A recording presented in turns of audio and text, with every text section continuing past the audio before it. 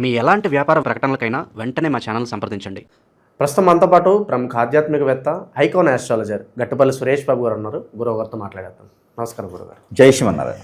గురుగారు, నరఘోష, నరదృష్టి, శత్రుభయం ప్రధానంగా ఈ సమస్యలతో ఎక్కువ మంది బాధపడుతున్నారు. దీనిలో తులారాశి వాళ్ళు కూడా అధికంగా ఉన్నారు చాలామంది. సో ఈ ప్రభావాలన్నీ తగ్గడానికి జీవితంలో ఎప్పుడు చేసుకున్నా కూడా ఫలించేలాగా అద్భుతమైన రెమెడీ ఒకటి తెలియజేయండి మనకి. ఖచ్చితంగా ముందు మన ప్రేక్షకులకి ఏంటంటే కనుక మన ప్రేక్షకులకు తెలియజేస్తుంది ఏంటంటే తులారాశి, ద్వాదశ రాశుల్లో ఒకటి తులారాశి. తులారాశి వారి మీద కూడా శత్రువులు ఉంటారు. తులారాశి వారికి కూడా గ్రహదోషాలు ఉంటాయి. అసలు శత్రువులు ఎక్కడి నుంచి వస్తారు, ఏం చేస్తే వస్తారు, అసలు శత్రువులు ఎలా ఉంటారు, చూడటానికి ఎలా ఉంటారు, ఏలియన్స్లా ఉంటారా, గ్రహ అనంతరవాసులా ఎలా ఉంటారు, అసలు శత్రువులు ఎక్కడ ఉంటారు, ఏ రకంగా వీరికి బాధిస్తుంటారు చూసినట్టయితే కనుక ముందుగా తులారాశి వాళ్ళ గురించి గమనించుకోవాలి. వీరి లక్షణాలు ఏముంటే శత్రువులు భయం ఎక్కువ ఉంటుందో గుర్చుకోవాలి. తులారాశి వారికి అధిపతి వచ్చేసి శుక్రుడు. వీరికి మంచి చేసే గ్రహం అంటే రవి. వీరికి ఇంకా మంచి చేసే అంటే గురువు. వీటితో పాటు శని కూడా వీరికి మంచి చేస్తారు. అందరూ అనుకుంటారు శని మంచి చేయడానికి, శని మంచి చేస్తారు వీరికి. ఈ గ్రహాలు వీరికి మంచి చేస్తాయి. ఇక తులారాశికి అధిపతి శుక్రుడు. శుక్రుడు అంటే శుక్రునికి అధిపతి ఎవరు అంటే విష్ణుమూర్తి. ఇక్కడ ఒకటి చూడండి, తులారాశికి అధిపతి శుక్రుడు, శుక్రుడికి అధిపతి విష్ణుమూర్తి, పార్వతీదేవి విష్ణుమూర్తి, వీళ్ళిద్దరు కూడా తులారాశికి అధిపతులు. లక్ష్మీ అమ్మవారు కూడా అధిపతిగా ఉంటుంది. వీరికి పూజించుకోవచ్చు, వీరిని ఆరాధించుకోవచ్చు, ఏదైనా సమస్య వస్తే వీరికి చెప్పుకోవచ్చు. ఇకపోతే నవగ్రహాలు అయితే శుక్రుడు. ఇక వీరికి శుక్రుడితో పాటు రవి కూడా వీరు పూజించుకోవచ్చు నవగ్రహాల్లో. ఇక వీరికి తులారాశి అనగానే మొదటిగా గుర్తొచ్చేది ఏంటంటే ఎక్కువగా మాట్లాడరు, అట్రాక్ట్ చేసే తత్వం ఉంటుంది, చూడటానికి చాలా అందంగా కనిపిస్తారు, అట్రాక్ట్ చేస్తూ ఉంటారు. కానీ వీరు ఎవరితో ఎక్కువ మాట్లాడరు, పని చేసుకుంటూ వెళ్ళిపోతారు. ఏదైనా మాట ఇస్తే మాట ఎలా నిలబెట్టుకోవాలి అనేది చూసుకుంటూ వెళ్ళిపోతారు. దాంతోపాటు మాట ఇయ్యరు, అసలు వీరు మాట ఇయ్యరు. ఏదైనా సమస్య ఉందంటే సమస్య తీర్చేసి వెళ్ళిపోతారు, మాట కూడా ఇయ్యరు వీళ్ళు. ఆ సమస్యకు సొల్యూషన్ చూపించి వెళ్ళిపోతారు. అలాంటి వారు వీరు. ఇక ఎదుటి వాళ్ళకి ఎవరికైనా శుభకార్యాలు జరుగుతున్నాయి, ఇక ఎదుటి వాళ్ళకి ఏదైనా సహాయం కావాలి, ఎడ్యుకేషన్ పరంగా సహాయం అంటే వీరి తర్వాత ఎవరేం చేస్తారు.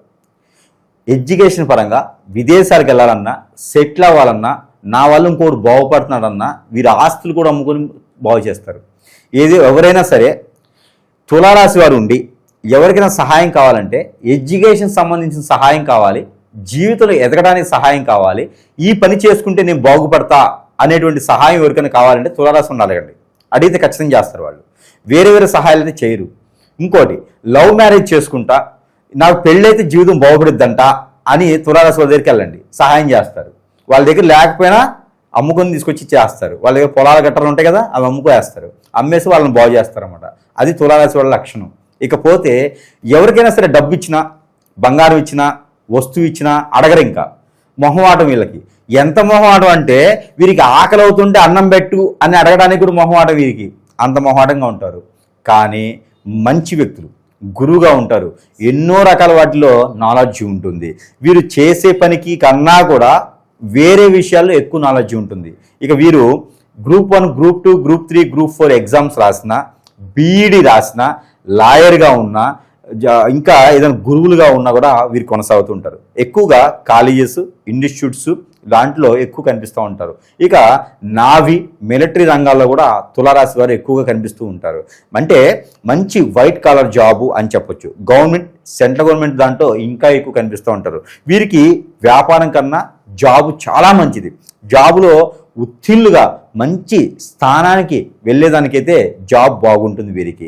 ఇక చేసుకోవాలి అనుకుంటే కనుక చిట్టి, మ్యూచువల్స్, షేర్స్, ఏదైనా పార్ట్నర్షిప్ వ్యాపారాలు, రియల్ ఎస్టేటు ఇలాంటి వాటిలో ఇన్వెస్ట్ చేసి వాటి మీద వచ్చేటువంటి ఆదాయాల్ని వీరు తింటుంటారు. అంటే ఒక స్మాల్ స్కేల్ ఇండస్ట్రీ స్టార్ట్ చేయడం, లేదా ఒక వెంచర్ మొదలు పెట్టేసి దాంట్లో అన్ని ఇళ్ళు కట్టేసి ఎవరికైనా రెంట్లు ఇచ్చుకుంటే ఆ రెంట్ల వల్ల వీళ్ళకి ఉత్తీర్ణులు అవుతాయి దానికి. అలాంటి వాటి దాంట్లో వీళ్ళు నిమగ్నమై ఉంటారు. కొత్తగా ఏదో కష్టపడాలి, ఏదో వ్యాపారం చేయాలంటే వీళ్ళు ఉండరు. ఒకవేళ చేయాలి అంటే డ్రై ఫ్రూట్స్, వెజిటేబుల్స్, ఇంకా చిన్న స్థాయిలో ఉన్నవారైతే ఇలాంటి వ్యాపారాలకి ఈ రాశి వారికి బాగుంటుంది. ఇకపోతే తులారాశి, ఈ తులారాశి వారికి అదృష్టం కూడా పితృదోషాలు వీరికి బాగా ఉంటాయి. పితృదోషాలతో పాటు కలత్ర దోషం ఒకటి వీరికి వస్తుంది. ఎందుకంటే అధిపతి శుక్రుడు కాబట్టి వీరికి కలత్ర దోషం కొంచెం ఎక్కువగానే ఉంటుంది. పెళ్లి వీరికి త్వరగా అవ్వదు, 25 సంవత్సరాల తర్వాతనే అవుతుంది. చేసుకునే వాళ్ళకి బాల్య వివాహాలు ఉంటాయి, వీళ్ళకి బాల్య వివాహాలు ఎక్కువ చేసుకుంటూ ఉంటారు. 19-20 ఏళ్ళకి పెళ్లి అయిపోతూ ఉంటుంది. అలా కాలేదు అంటే కనుక ఖచ్చితంగా 27 సంవత్సరాల తర్వాతనే వీరికి పెళ్లి యోగం ఉంటుంది.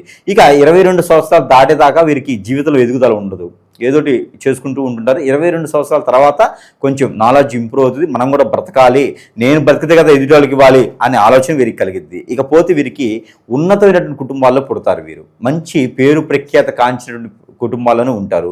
ఇక వీరు పొలిటికల్ రంగంలో కానీ ఎక్కువ రాణిస్తూ ఉంటారు. సినీ రంగాల్లో కూడా అక్కడక్కడ కనపడుతూ ఉంటారు. ఇక వీరికి ఎట్లా ఉంటారంటే వెనక డైరెక్టర్ కనపడరు, తెర మీద ఉండేటువంటివి ఆ హీరో హీరోయిన్ కనిపిస్తూ ఉంటారు. కాకపోతే వీరు డైరెక్టర్ ప్లేస్, బయటికి కనపడరు. వీరి ఆలోచన మొత్తం తెర మీద ఉంచుతారు తప్పితే తెర మీద కనపడరు వీరు. కాబట్టి వీరు ఆ స్థాయిలో ఉంటారు. తెర వెనక ఏదైనా సరే వీరు చేస్తారు. స్టాటిస్టిక్స్లో బాగుంటుంది.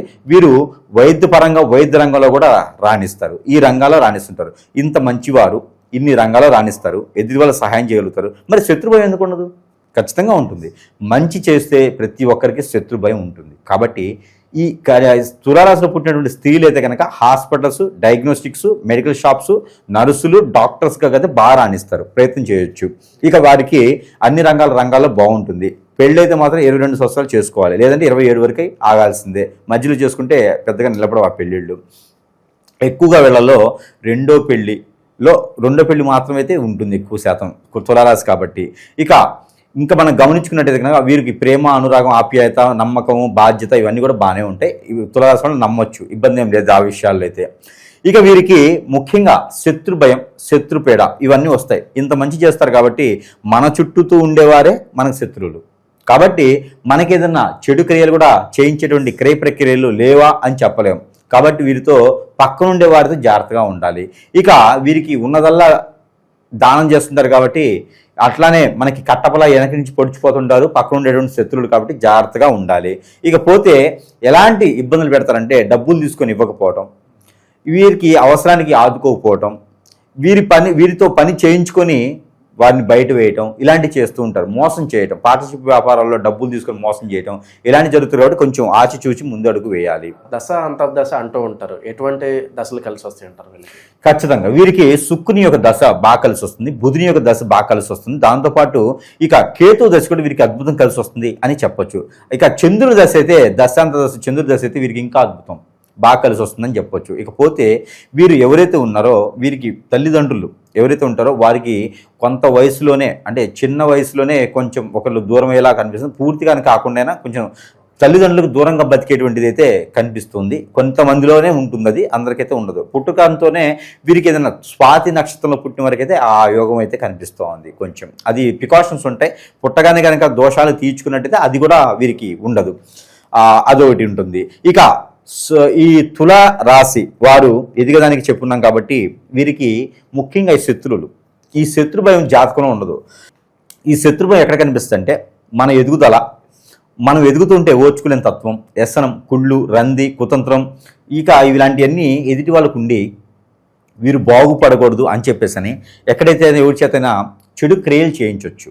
అవి హిప్నటిజం, బ్లాక్ మ్యాజిక్, మందు పెట్టడం, అష్టదిబ్బందన, బాగలముఖి, భానుమతి ఇలాంటి యక్షిణి విద్యలతో ఏదో రకంగా చేపించి వీరికి అష్టదిబ్బందన ఏర్పడేలా చేపిస్తారు. అప్పుడు భార్య భర్తలు దూరమవుతూ ఉంటారు, పిల్లలు పెద్దలు దూరమవుతూ ఉంటారు, తల్లిదండ్రులు దూరమవుతూ ఉంటారు, ఆరోగ్య సమస్యలు వస్తాయి, ఏ పని చేద్దాం ముందుకు వెళ్ళదు, ఇలాంటి ఈ విఘ్నాలు వస్తాయి. ఇవన్నీ జాతకంలో ఉండవు. ఇక వారికి బుద్ధులు, గుణాలు వేరు, జాతకాలు వేరు, దశాంతదశలు వేరు, ఇక చెడు క్రియలు వేరు. ఇవన్నీ కొనకొచ్చుకునేవి అనమాట, మంచితనంతో కొనకొచ్చుకునే.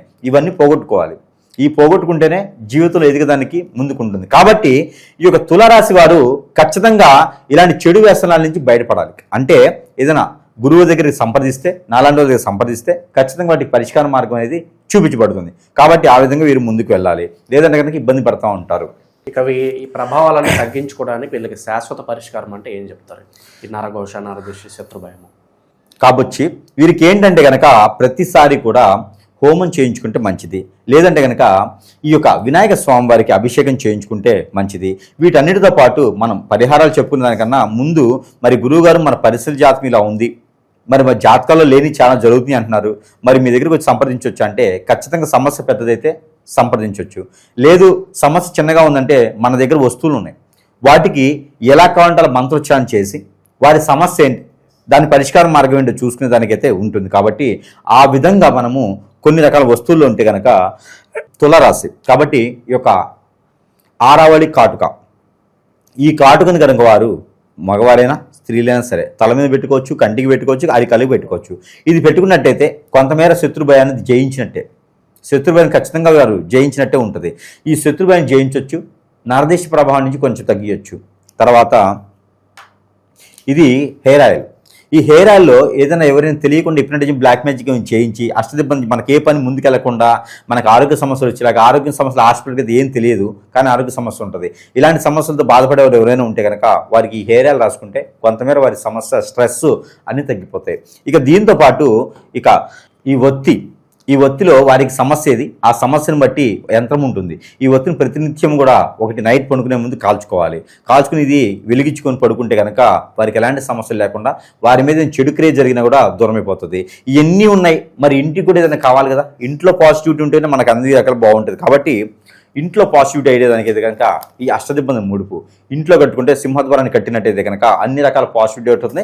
అలానే భార్యాభర్తలు ఏకమయ్యేదానికి, ఒకటే అయ్యేదానికి ఉంటుంది, చెప్పుడు మాటలు వినకుండా ఉండేదానికి ఉంటుంది. కాబట్టి ఆ విధంగా చేసుకోవచ్చు. ఇక దేవుని అనుగ్రహం, దేవుని ఆరాధన కూడా కావాలి. ముఖ్యంగా దేవుని అనుగ్రహం అంటే కనుక వీరి విష్ణుమూర్తికి ఎక్కువ పూజించడం, నవగ్రహాలు కనుక శుక్రుని గ్రహానికి, శని గ్రహానికి ఎక్కువ పూజించుకుంటూ ఉండాలి. ఎప్పుడైనా ఒకసారి తెల్లని పువ్వులు, అలానే శని గ్రహం దగ్గర నువ్వుల నూనె, అలానే ఒక మొల, అలానే జీడి గింజలు ఒక 5, వీటితో పాటు ₹1 కానీ ₹2 కానీ కనుక అక్కడ ఉంచి దీపారాధన చేసినట్టయితే కనుక ఆ ఒక శని బలవానికి శుభదృష్టిగా మొలిచినందుకైతే అవకాశం కనబడుతోంది. ఇక వీటితో పాటు వీరికి కలిసి వచ్చే రంగు గోధుమ కలరు, అలానే కాఫీ కలరు, అలానే సిల్వర్, గోల్డ్, ఈ కలర్స్ అన్ని కూడా వీరికి అద్భుతం కలిసి వస్తాయి. వీరికి కలిసి వచ్చిన రోజు శుక్రవారం, సోమవారం 2 బాగుంటాయి. ఇక వీరికి కలిసి వచ్చిన నెంబర్ 9, 4, 6 ఈ 3 నెంబర్ కూడా వీరికి అద్భుతంగా ఉంటాయి. ఇక జీవితంలో కొనసాగాలంటే ప్రతిరోజు కూడా కాకుండా వారంలో పక్షానికి ఒకసారి సరే ఒక కొబ్బరికాయ వీరే దిష్టి తీసుకొని పగల కొట్టకుండా పారేడు నీటిలో కానీ, పొదలమైన చెట్లలో కానీ వేసేయాలి. ఇది వీరి ప్రతి 15 రోజులకు ఒకసారి చేసుకోవాల్సినటువంటి పరిహారం. ఇక వీటితో పాటు వీరు ఇంకా ముఖ్యంగా అన్ని రకాల బాగుండాలనుకుంటే కనుక వీరు వేప చెట్టు ఒకటి, మునగ చెట్టు ఒకటి, అలానే మారేడు చెట్టు ఒకటి ఎక్కడైనా నాటితే కనుక 3 మాసాలకు ఒకసారి పొలాల్లోనో ఎక్కడో దగ్గర చెట్టు నాటితే అద్భుతం కలిసి వస్తుంది. ఇక వీరు ప్రతినిత్యం కూడా దేవుని ఆరాధనగా ఉండాలి. లేదా కనీసం ఏదైనా సరే సాయిబాబా గురి లేకపోతే కనుక వినాయక స్వామి దగ్గర నమస్కారం చేసుకుని 2 కొబ్బరికాయలు సమర్పించుకుని వెళ్తే వీరికి అనుకున్న పనులన్నీ ముందుకెళ్తూ ఉంటుంది.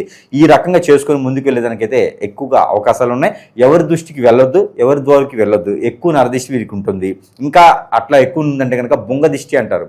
ఈ బొంగ దిష్టి అనేది తీసేసుకుంటే ఆ నరదిష్టి ప్రభావం తగ్గుతుంది. ఇక పెళ్లి చేసుకునే వారికి అయితే అదృష్టం బాగానే ఉంటుంది కాబట్టి పెళ్లి చేసుకోవచ్చు. జీవితంలో ఎదగాలి, ఎదిగిన తర్వాత పెళ్లి చేసుకోవాలనుకునేది కాకుండా పెళ్లి అయితే కూడా ఎదుగుతారు. అదే తులారాశి వారి యొక్క అదృష్టం. పెళ్ళైన తర్వాత ఖచ్చితంగా ఎదుగుతారు. కాబట్టి ఈ రకంగా చేసుకుని అదృష్టవంతులు అవ్వచ్చు జీవితంలో. ఓవరాల్గా తులారాశి వాళ్ళకి సంబంధించి ఈ నరఘోష, నరదిష్టి ప్రభావాలన్నీ తగ్గటానికి అద్భుతమైన పరిష్కార మార్గాలు తెలిపారు. ధన్యవాదాలు.